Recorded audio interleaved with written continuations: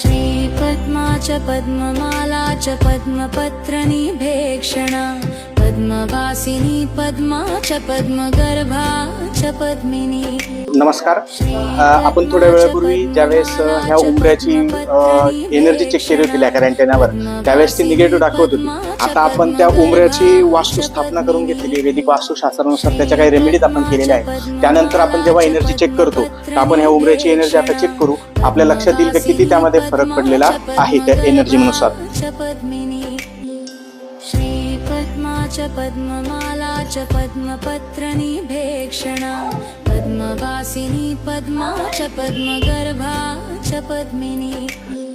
श्रीपद्मा च पद्ममाला च पद्मपत्रनिभेक्षणा हा जो आहे लॅकर अँटेना, तो आता आपल्याला पूर्णपणे पॉझिटिव्ह एनर्जी दाखवतोय. आता सुद्धा आपण त्याला जर कॅरी केलं तर एवढ्या लांब आल्यानंतर पण तो आपल्याला पूर्ण पॉझिटिव्ह एनर्जी दाखवतोय. तर आपण जर असे वास्तूचे उपाय वैदिक शास्त्रानुसार करून घेतले तर नक्कीच आपली वास्तू ही पॉझिटिव्ह रिझल्ट आपल्याला देत असते. धन्यवाद.